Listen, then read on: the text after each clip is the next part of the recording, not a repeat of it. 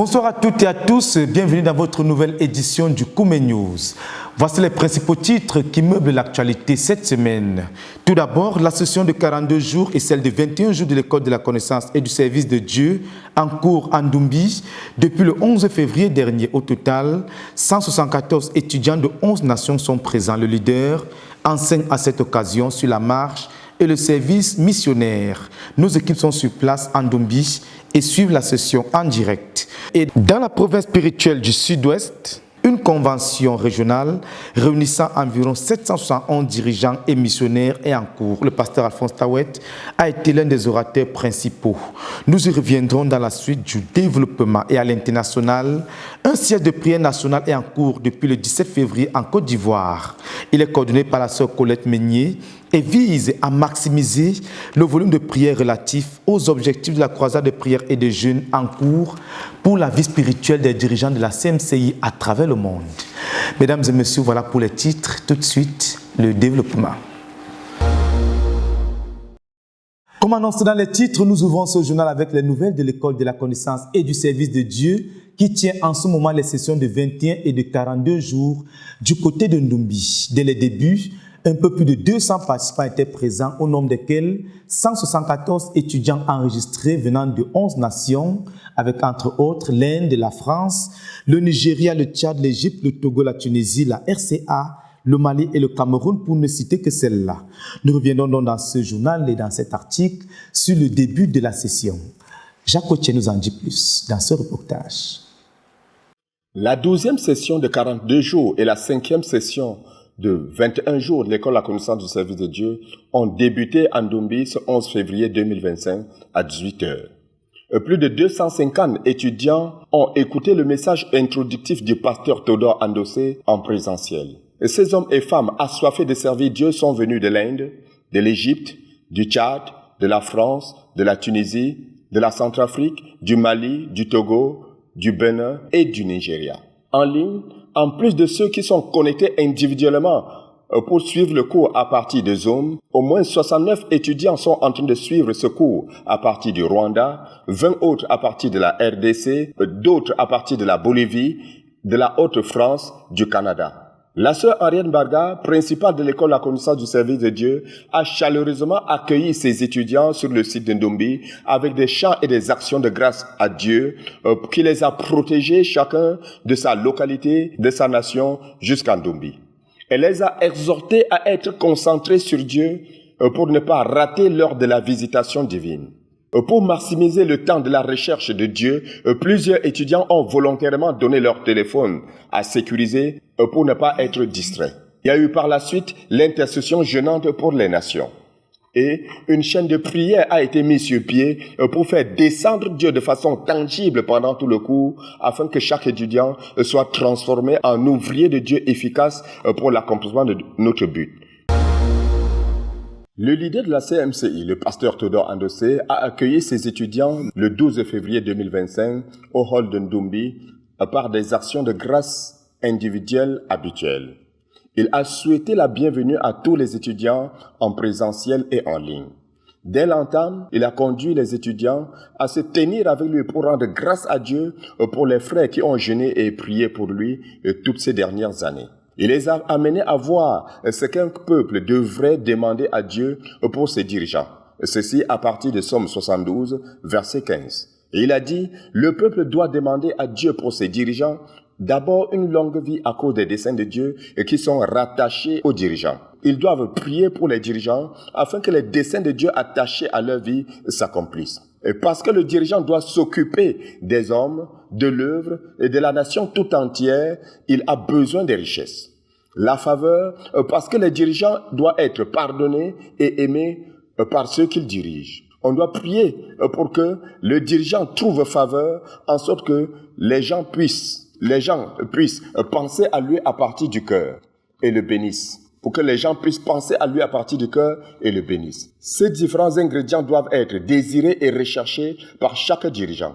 À partir de Genèse 18, verset 18 à 19, l'orateur de cette double session de l'École de la connaissance du service de Dieu a dit que Dieu a besoin de notre formation pour accomplir le but qu'il nous a confié. Et c'est pourquoi il nous a donné ces 3 institutions d'excellence spirituelle que sont l'Université mondiale de prière et de jeûne pour l'excellence spirituelle dans le corps de Christ, la Bibliothèque de la conquête du monde pour former les disciples, les fils des prophètes, et l'école de la connaissance du service de Dieu pour former les ouvriers en vue de l'accomplissement de notre vision. Le premier ouvrier de notre vision a été le professeur Zachariah Tanefomum, a déclaré le pasteur Théodore Andossé. Il en ressort que sa formation a pris du temps. Les qualifications du frère Zach sont devenues des points forts pour ses fils. Ainsi, chaque ouvrier a la responsabilité de développer en compétence toutes les qualifications de ZTF tout en restant avec les autres. Elles doivent devenir des compétences exagérées en qualité et en quantité dans tout notre ministère. À partir de Ecclésiaste chapitre 10, versets 10 et 15, il a clairement démontré que le savoir-faire apporte le succès et le fait d'être insensé assure l'échec. Les ouvriers bien formés assurent le succès de l'œuvre, alors que les ouvriers non formés sont comme des haches émoussées. L'école de la connaissance du service de Dieu existe donc pour s'assurer que nous ayons tous les ouvriers capacités pour l'accomplissement de notre vision. Pour que nous ayons des ouvriers donc qui fonctionnent de façon optimale, nous devons les former, a dit le pasteur Théodore Andossé.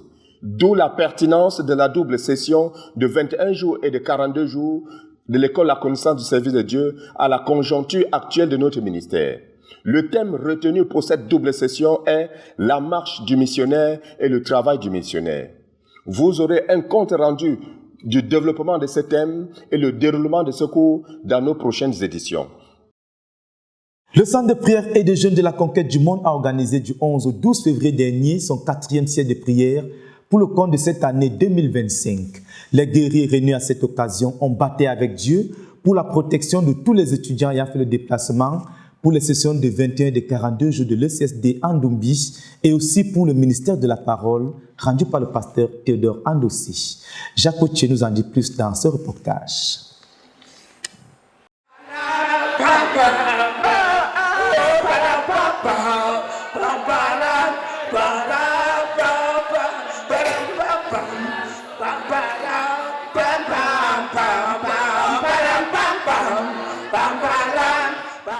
L'élite de la sœur Esther a tenu à Koumé le 4e siège de prière de l'année du 11 au 12 février 2025. Et c'était une bataille de 30 heures ayant pour but de plonger le leader dans son premier long jeûne de l'année 2025, de continuer à crier à l'Éternel pour les équipes qui jeûnent avec lui, de lutter avec Dieu pour les voyages des étudiants en route pour la session de l'école de la connaissance du service de Dieu en cours Andombi, d'intercéder pour ce cours, pour les autres programmes dans le ministère et la veille. Les combattants et la sœur Esther ont donc engagé ce combat ce 11 février à 8 h du matin.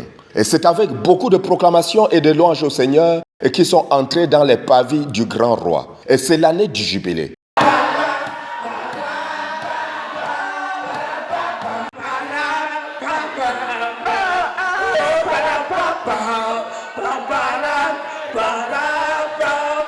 Ils ont donc sonné la trompette et chacun doit entrer dans son héritage. Écoutons l'exhortation de la sœur Esther. L'héritage, ce n'est pas le terrain, comme beaucoup d'entre vous. Ton héritage, avant tu aimais le Seigneur et tu faisais certaines choses. Tu as perdu, c'est ça qu'on dit, pour récupérer le terrain perdu. Après avoir chanté le cantique de l'année, Dieu est descendu.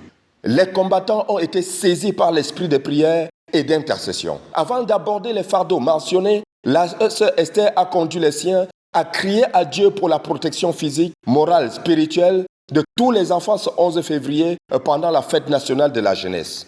Conduite par l'esprit, la sœur Esther a amené ses combattants à lutter avec Dieu pour qu'il accorde au frère Théodore de jeûner victorieusement à chaque heure de chaque jour et jusqu'au 40e jour de son jeûne. Ils ont supplié Dieu de jeûner avec lui, en lui ou au travers de lui, de rendre ce jeûne facile pour lui pendant cette même période. Ils ont continué à plaider avec le Seigneur afin qu'il accorde au frère Théodore de décharger effectivement toutes ses autres responsabilités de leadership pendant cette même période.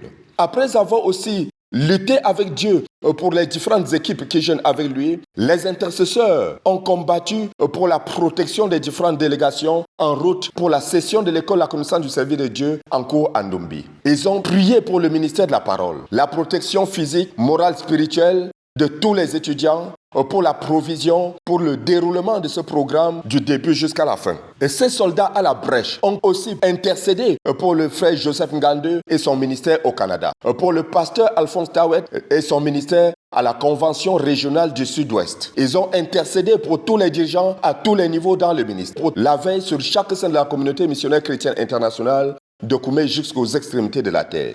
Le fardeau de ce combat ont été totalement déchargés et les soldats se sont tenus devant Dieu pour reconnaître « Nous sommes des serviteurs inutiles. Nous avons fait ce qui nous a été ordonné de faire et nous voici prêts pour la prochaine bataille. » À celui qui est assis sur le trône et à l'agneau, la gloire et la révérence pour ce siège de prière et son impact.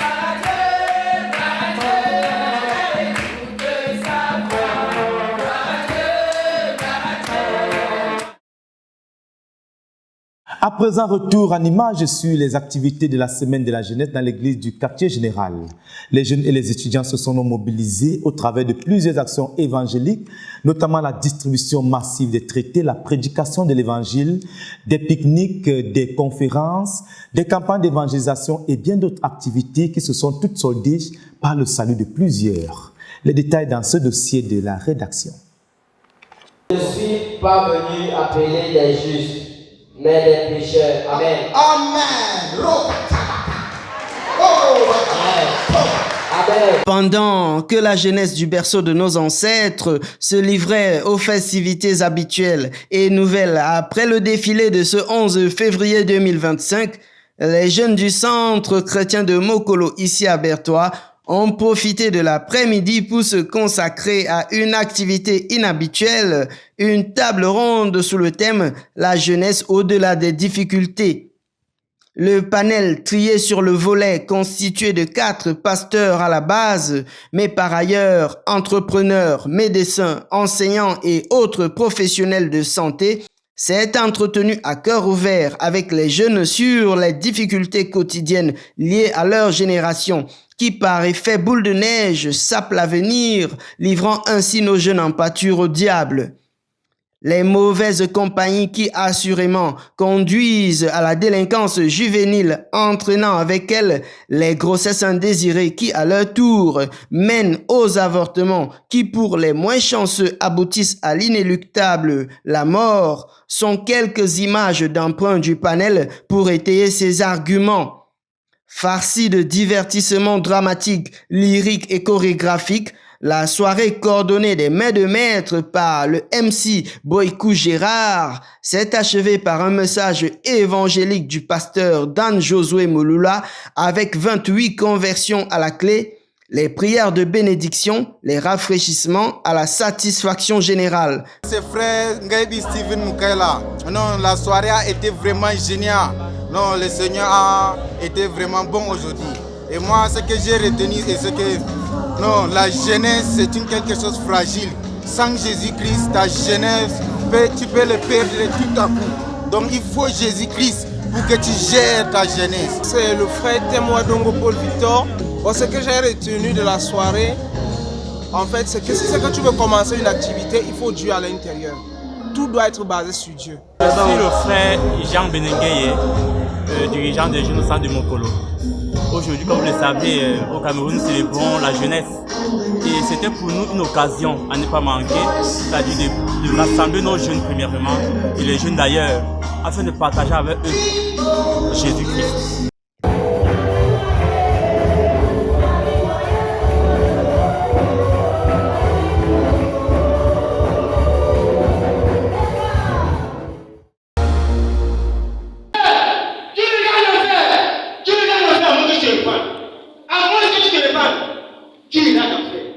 Durant la semaine de la jeunesse, le mouvement des jeunes et des étudiants de l'église du quartier général a organisé plusieurs rencontres et actions évangéliques qui ont porté du fruit. Le samedi 8 février dernier, environ 260 dirigeants des jeunes et des étudiants, ainsi que des aspirants au leadership parmi les jeunes et les étudiants, venus de 17 centres de l'église du quartier général, mais aussi de Douala, Yaoundé et du Sénégal étaient réunis en Ndoumbie pour une retraite critique. Le fardeau de la retraite était de crier à Dieu pour que les jeunes et les étudiants de l'Église à la base connaissent et passent par un rite de passage dans la prise de responsabilité pour l'accomplissement du but de l'Église du quartier général et du ministère.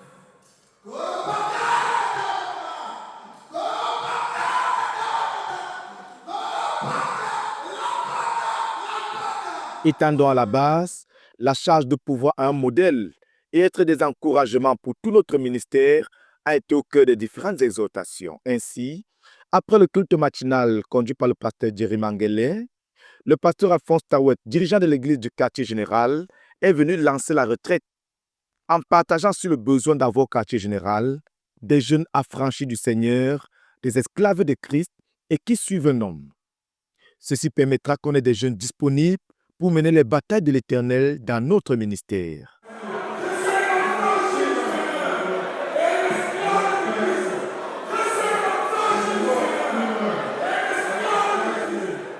Après la prière pour l'impact de ce ministère conduit par le frère Guylain Guimdo et la pause du petit déjeuner, une phase de lecture et de proclamation des prophéties a eu lieu. Notamment, la prophétie de la fin de la croisade de 2024, dans laquelle Dieu a interpellé les jeunes et les étudiants sur la grande moisson qui les attend dans les écoles et les universités. Parce que tu dis que les jeunes seront réveillés, les enfants des dirigeants seront réveillés et les universités sont mûres. Merci beaucoup Seigneur parce que nous n'avons plus rien forcé. Au nom de Jésus-Christ. Amen. Dans la suite, le pasteur Johnny Bapak, durant environ 2h30, a rendu compte du fardeau du frère Théodore communiqué lors de la dernière retraite du leader avec quelques dirigeants des jeunes et des étudiants clés de notre ministère à travers le monde, retraite qui avait eu lieu en Ndoumbie. À cette occasion, le leader avait communiqué selon les directives reçues du Seigneur la foi de Dieu en les jeunes et les étudiants de notre ministère, pour autant que l'accomplissement du but de la phase 3 est concerné. Les jeunes, c'est quoi? C'est l'énergie. As Bonailo said, he said, what are youth? Youths are energy. Les étudiants, c'est la stratégie. And students are strategies. Ce que le frère te donne nous a dit. And that's what we are doing. Si les jeunes lâchent le but et ne font rien, ils auront trahi Dieu, trahi la vision et notre ministère tout entier, explique le pasteur Johnny Bapak. Les dirigeants réunis ont également confronté les causes de l'échec d'un décollage définitif et permanent du mouvement des jeunes au quartier général, dès les débuts même de l'église de Berthois jusqu'à l'avènement de l'église à la base. Les causes de cet acharnement de Satan ont été révélées dans l'histoire du démoniaque de Gadara tirée des Écritures. Le frère Johnny Bapak a montré qu'après sa rencontre avec Jésus-Christ et sa délivrance de la légion des démons, Jésus l'a renvoyé vers les siens dans la Décapole, région des 10 villes. Et l'histoire de l'Église révèle que cet homme délivré a implanté une méga-église dans chacune des 10 villes, soit au total 10 méga-églises, d'un effectif de 3 000 à 5 000 membres minimum chacune. L'attention des participants a été attirée sur l'impact du travail produit par cet homme. Et on a alors compris la raison de l'acharnement de Satan sur lui pour le garder lié. Notamment, Satan visait à empêcher que ces 10 méga-églises aux grands effectifs soient implantées. À la suite donc de cette exhortation, les jeunes ayant compris pourquoi Satan a attaqué de façon farouche le ministère aux jeunes du quartier général en tenant les jeunes captifs dans le péché et dans beaucoup de scandales, cela a donc révélé le grand dessein de Dieu attaché aux jeunes de l'église du quartier général que Satan veut détruire. Ayant compris que c'est le dessein de Dieu, lié à chacun d'eux, que Satan cible pour détruire, le frère Yassine Bekolo est venu conduire les dirigeants des jeunes et des étudiants présents à représenter tous les jeunes de l'église depuis l'époque de l'église de Berthois jusqu'à ce jour, prenant sur eux leurs péchés, leurs scandales et les échecs à donner à Dieu ce mouvement qui l'attend. Ils se sont repentis devant Dieu, ont reçu le pardon et la purification et se sont reconsacrés au Seigneur pour porter le but de l'église du quartier général à partir de chaque centre pour l'accomplir, offrant ainsi à Dieu ce mouvement et cette église forte qu'il veut à la base.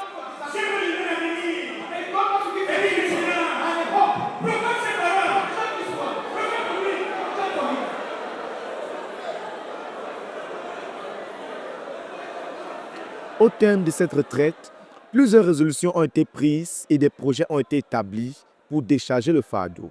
Premièrement, les jeunes et les étudiants se sont engagés à prendre la responsabilité de l'accomplissement du but de l'église du quartier général à partir des différents centres. Deuxièmement, les jeunes et les étudiants se sont engagés à pourvoir à une église forte à la base avec des grands effectifs et des dirigeants forts. Troisièmement, le projet de bâtir les jeunes et les responsabiliser dans la conquête des âmes et l'implantation des églises afin de contribuer de manière significative à susciter urgemment les 10 000 dirigeants que l'église du quartier général doit donner à Dieu cette année. Au nom des projets établis à réaliser pour accomplir ces résolutions, l'organisation du tout premier camp biblique des jeunes et des étudiants de l'église du quartier général durant les congés de Pâques a été abordée, ainsi que la mise sur pied d'une nuit de prière conjointe des jeunes et des étudiants du quartier général pour bâtir les jeunes et crier à Dieu afin que les résolutions prises soient accomplies, aussi pour pousser les jeunes à travailler. Le renforcement du mouvement des jeunes dans les différents centres a également été abordé. Et pour passer à l'action, plusieurs opérations d'évangélisation ont été lancées par les jeunes à l'occasion des fêtes de la jeunesse, notamment la distribution de 10 000 traités évangéliques, la prédication directe de l'évangile, ainsi que l'organisation des pique-niques, campagnes d'évangélisation et autres activités dans le but de gagner les âmes et implanter les églises. Apocalypse. Éliminé. Ce péché, c'est celui que tu caresses en secret. C'est un message d'amour que tu envoies pour tourmenter le cœur de cette fille. Je vois. Jusqu'ici, les comptes rendus enregistrés font état d'environ 7 000 traités distribués et l'évangile a été prêché à environ 329 personnes le 11 février et 127 personnes ont reçu le Seigneur Jésus-Christ dans l'évangélisation 1 contre 1. Aussi, ce même 11 février, les jeunes du centre de Mokolo ont organisé une conférence évangélique qui s'est soldée par le salut d'environ 30 jeunes et étudiants. Du côté de Belabour, après une période intense d'évangélisation, les jeunes ont organisé une grande campagne d'évangélisation qui s'est soldée par le salut de 32 personnes, au nombre desquelles plusieurs étudiants. Du côté de Bambouti, les dirigeants des jeunes ont organisé une série de campagnes d'évangélisation adressées aux enfants et aux jeunes, et environ 28 personnes ont reçu le Seigneur Jésus-Christ. Dans le quartier prison, un groupe de jeunes étudiants a organisé un pique-nique qui a réuni environ 40 élèves étudiants et 31 d'entre eux ont reçu le Seigneur Jésus-Christ en réponse au message. Du côté du centre de Tindamba, les jeunes ont organisé une campagne d'évangélisation qui a réuni 50 participants et 25 ont reçu le Seigneur Jésus-Christ dans leur cœur. C'est cela quelques-uns des comptes rendus reçus jusqu'ici et nous bénissons le Seigneur pour son triomphe et pour le mouvement des jeunes et des étudiants de l'église du quartier général qui est lancé de plus belle. À Dieu soit toute la gloire.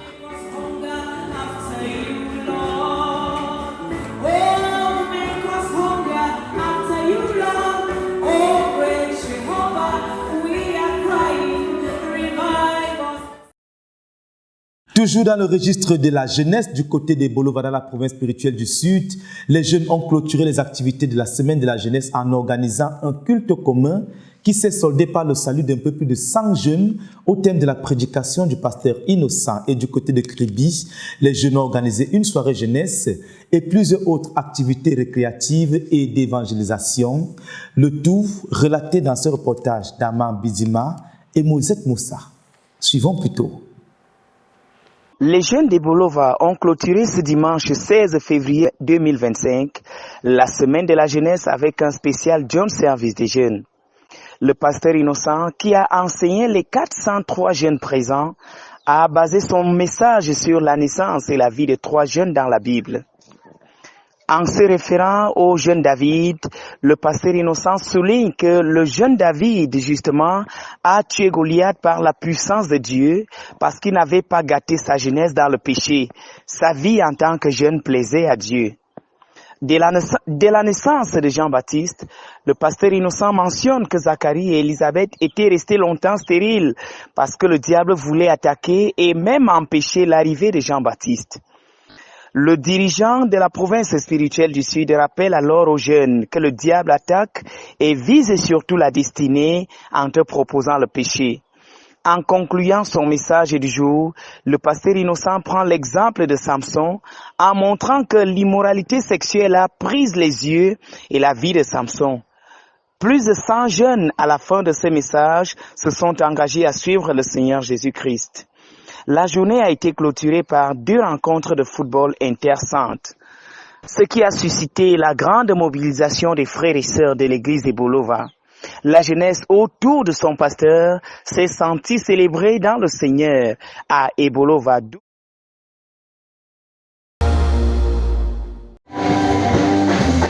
Les jeunes de la localité de Kribi ont organisé une soirée d'évangélisation à l'occasion de la fête de la jeunesse le mardi 11 février 2025. Cet événement a été un atout pour ceux-ci d'atteindre d'autres jeunes avec l'évangile en cette période d'évangélisation intense dans le ministère. En vue des préparatifs, ces jeunes se sont retrouvés 2 jours avant pour une retraite spirituelle, le travail manuel, la distribution des traités et pour les activités sportives telles que l'athlétisme et le football.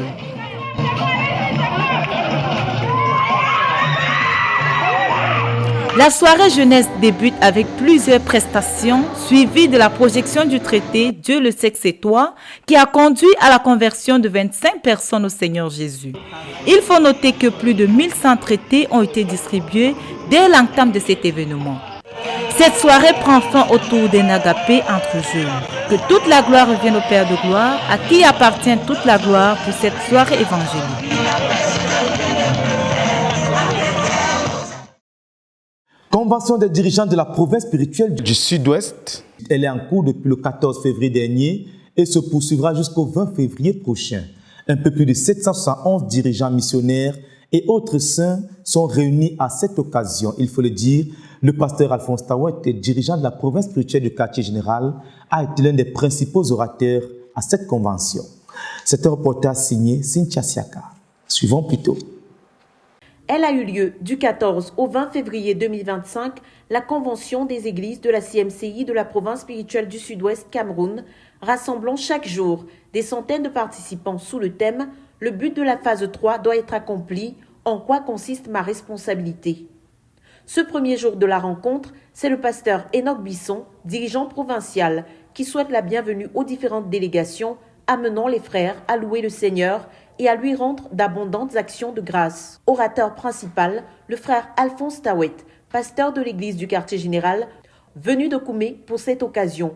À partir d'Éphésiens 3, versets 1 à 13, 2 Pierre 3, 9 et 2 Timothée 2, 4, il démontre que Dieu a un projet éternel qu'il a mis en exécution à travers Christ Jésus.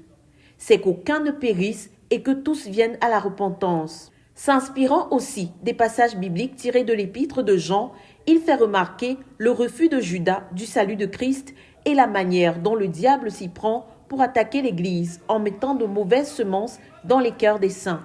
Il en profite pour appeler les frères et les rétrogrades à la repentance.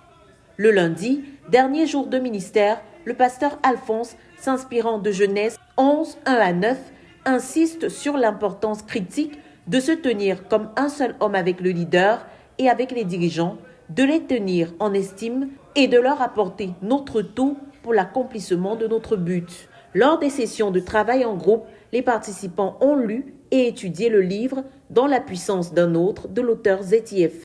La participation totale à la rencontre a été estimée à près de 2000, avec un pic de près de 800 personnes le 3e jour. L'on a aussi enregistré des conversions et des restaurations. Que toute la gloire revienne au Seigneur pour cette convention et son impact. Cours de formation des dirigeants de l'église de Douala, c'était du 14 au 15 février dernier. La rencontre a réuni un peu plus de 500 dirigeants venus de toute la ville, ayant bénéficié d'un riche ministère rendu par le pasteur Martin Fateli. Il avait donc pour fardeau à cette occasion de catalyser la multiplication rapide des effectifs dans l'église à Douala. Chris Mwanfo a suivi pour nous la rencontre et nous livre les détails dans ce reportage. Un cours de formation a eu lieu dans la ville de Douala du 14 au 15 février 2025. Le centre chrétien de Ndoksimbi a été le théâtre de cet événement inédit. Initié et présidé par le pasteur Martin Fatélé, dirigeant principal de l'église, le cours de formation a effectivement débuté à 18 h le vendredi 14 février. De prime abord, l'orateur a énoncé une question importante, celle de porter du fruit. Il a développé son enseignement en insistant sur le fait que porter du fruit est une preuve de l'exercice pastoral. La fécondité spirituelle se manifeste donc par la croissance en effectif. Dans la même lancée, il insistera sur le fait que le ministère d'un pasteur ne peut se dissocier de sa propre vie. La vie d'une personne témoigne donc mieux que les paroles qui sortent de sa bouche, ajoutera-t-il. Il invitera par la suite tous les participants à vivre une vie pieuse, produisant ainsi un témoignage vivant susceptible de conduire les non-croyants à Christ. Après cela, une formation pratique sur les moyens de travail avec les jeunes convertis pour s'assurer de leur affermissement a été programmée pour le lendemain. La soirée ne s'est pas terminée sans un mot du frère Martin, invitant toutes les personnes présentes à s'humilier et à apprendre de ceux qui ont de l'expérience, car, dit-il, la grandeur vient du fait d'apprendre. Le samedi 15 février, la formation se poursuit dès 8 h. Cette fois, c'est le frère Constantin Tala qui fera une présentation sur la méthode qu'il utilise pour conduire les jeunes croyants dans une véritable conversion. Les axes principaux à retenir de cet exposé est le travail sur le guide de la repentance et sur la guérison intérieure avec le jeune converti, accompagné d'un jeûne de 3 jours complets pour l'amener à entrer dans l'expérience de la vraie repentance. Il est suivi d'un enseignement complet sur le baptême et ses implications, et si le jeune converti est coopératif jusque-là, le baptême dans l'eau est effectué. Cette méthode conduit pour la plupart du temps à nous produire des convertis authentiques, a-t-il précisé. Cette formation s'achève sur une note appréciable avec des recommandations et les encouragements du pasteur Martin. À Dieu soit toute la gloire pour cet événement et son impact.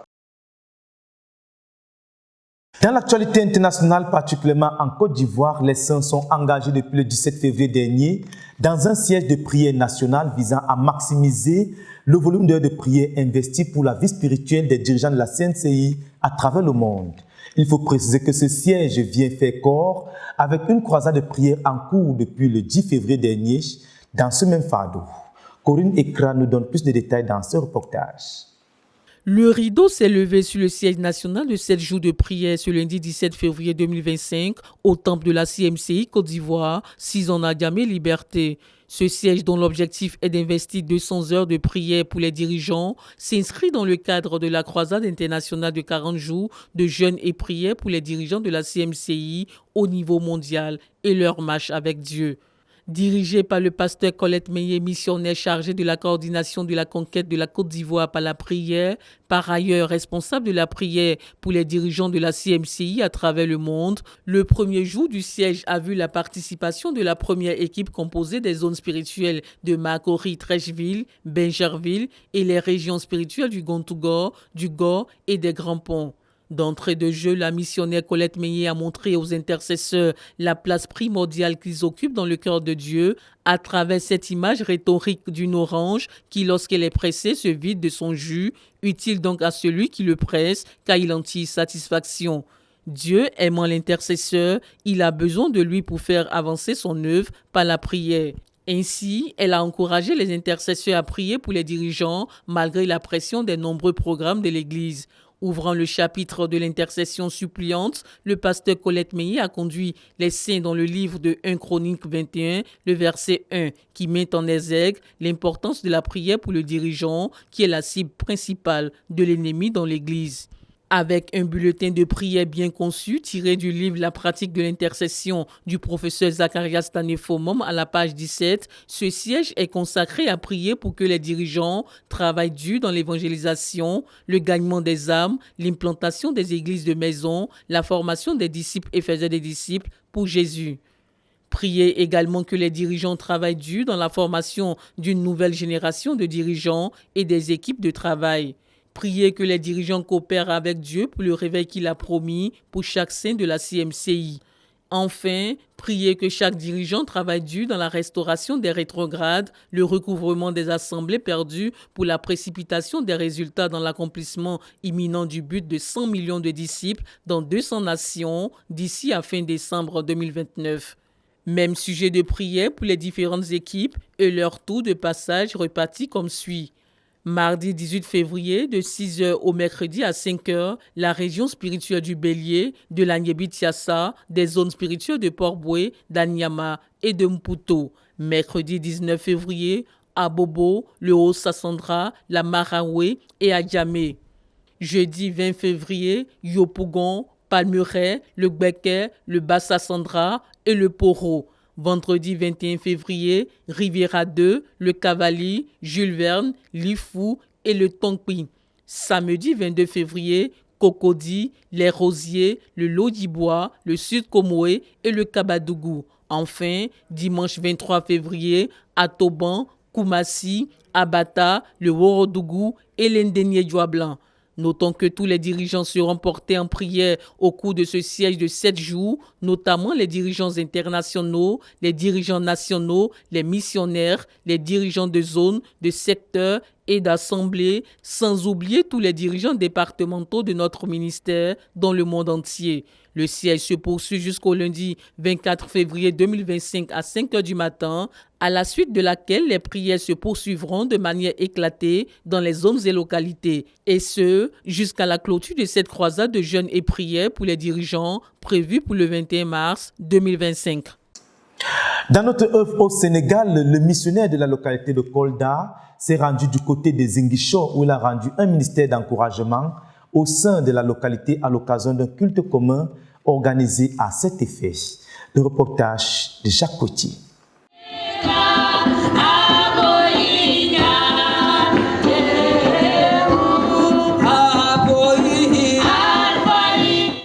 Ce dimanche 10 février 2025, le frère Sada Baldé, missionnaire à Kolda, a rendu ministère au sein de la CMCI à Ziguinchor. Plus de 192 saints ont été exhortés à fonctionner chacun dans l'appel de Dieu dans sa vie.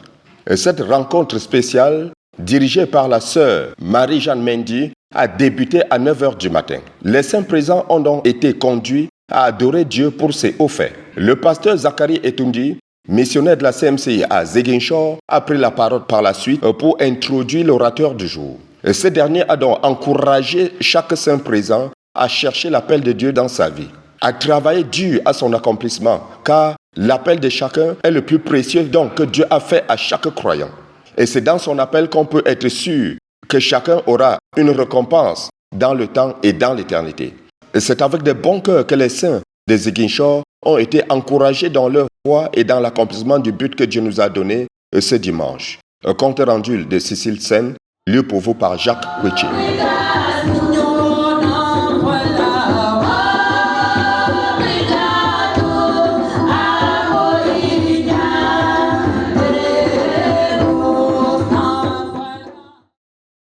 Chers téléspectateurs, comme c'est devenu l'habitude depuis déjà quelques temps, avant de refermer ce journal, nous vous proposons un extrait du sommet d'Abidjan relatif aux différentes résolutions établies et auxquelles tous et chacun doivent se conformer en cette conjoncture dans notre ministère. Suivons plutôt Yacine Bekolo.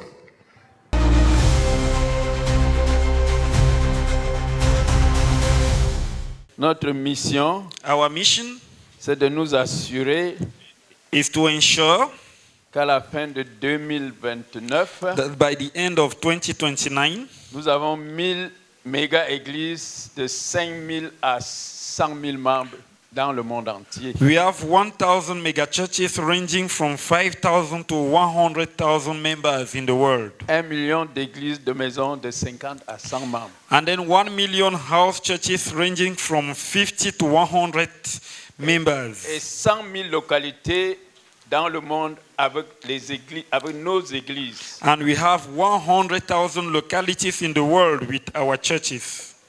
Voilà notre mission. That's our mission. Le sommet spécial Abidjan 2024 est le deuxième sommet de notre ministère après celui de Mayo-Olo, tenu en août 1998 sous la présidence du professeur Zacharias Tane Fomum, fondateur de notre ministère. Le sommet spécial Abidjan 2024 avait pour objectif de clarifier les priorités de notre ministère à cette conjoncture et d'élaborer les objectifs à accomplir pour notre but à la phase 3. Donc, dans l'atelier dirigé par le pasteur Jean de Dieu Wachi, dirigeant de notre œuvre au Cameroun, dans le premier travail, nous étions 20. So when we worked the first time we worked, we were 20 of us. Et nous avons fait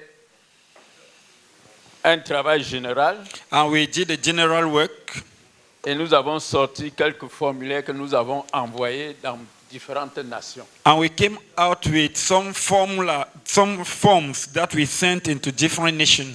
Il était question que nous nous engagions à implanter les églises au niveau de la maison, au niveau de la localité, et faire croître ces églises en des méga-églises et des super-églises. Nous avons commencé par faire un état des lieux. We started by doing an inventory. Nous avions le souci au moins de connaître à quel niveau nous nous trouvons déjà et à partir duquel nous décollons pour accomplir cet objectif. We needed to know where we are now and from where we have to take off to accomplish. Donc ça c'est l'état où nous nous trouvions juste lorsque nous étions à la rame. Dans notre plan de croissance, nous travaillerons particulièrement sur avoir 1 million d'églises et de maisons et 100 000 églises locales. In our growth plan, we will be targeting 1 million house churches and 100,000 localities. À cet effet, l'accomplissement de notre but étant évalué en termes d'églises et maisons, toute activité de notre ministère doit aboutir à l'implantation des églises. Car là où 2 ou 3 personnes se rassemblent régulièrement au nom du Seigneur Jésus-Christ, était un culte à Dieu. Elle constitue la plus petite unité d'une église. Le rassemblement régulier de plus de 3000 personnes au nom du Seigneur Jésus-Christ pour un culte à Dieu constitue une méga-église. Et la méthode par excellence que le Seigneur nous offre, c'est la formation des disciples, c'est la formation intentionnelle des dirigeants pour porter les responsabilités. Les mariages doivent être contactés en vue de fonder des foyers pour héberger des églises et maisons et plus tard des églises locales. Le pasteur Jean de Dieu Wachi nous en dit un mot à ce sujet. Si un enfant de Dieu n'est pas en train d'implanter les églises, if a child of God is not planting churches, ça veut dire qu'il a renié la respiration. It means he has denied to breathe. Toutes les maisons dans cette ville, all the houses in this town, toutes les maisons dans cette nation, all the houses in this nation, sont des maisons dans lesquelles nous devons implanter les églises. Are houses in which we must plant churches. Parce que l'église du Seigneur, the church of the Lord, commence avec 2 croyants. Begins with 2 believers. Ils doivent évangéliser, les deux là doivent évangéliser ensemble. These 2 people must evangelize together. Ils doivent 2 prier ensemble. 2, they should pray together. 3, ils doivent rompre le pain ensemble. 3, they must break bread together. Et ils doivent avoir l'amour. They must love each other. They must fellowship. Ils sont dignes.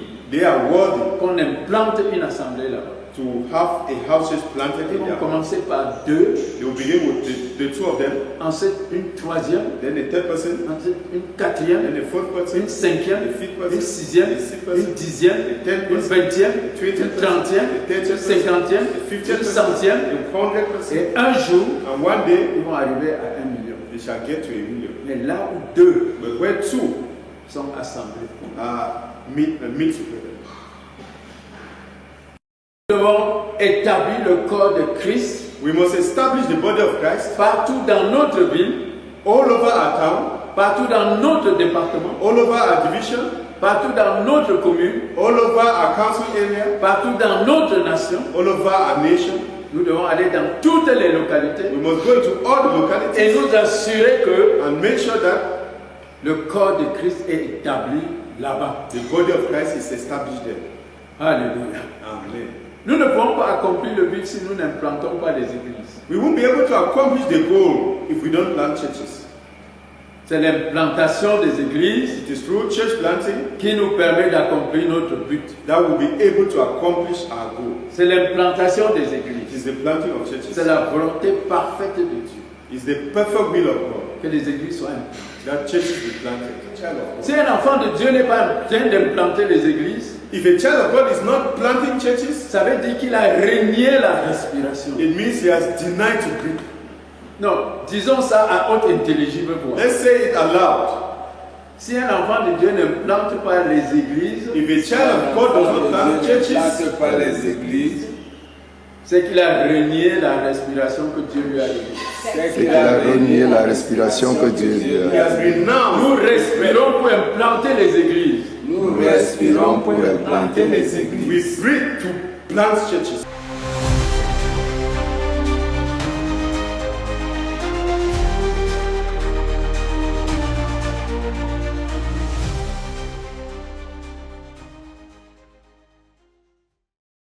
Voilà, chers téléspectateurs, nous sommes parvenus au thème de ce journal qui était riche en bonnes nouvelles venant de partout dans le ministère. Rendez-vous la semaine prochaine pour une nouvelle édition du Koumé News. C'est sur la RTVC, la chaîne de la Bible. Que Dieu vous bénisse.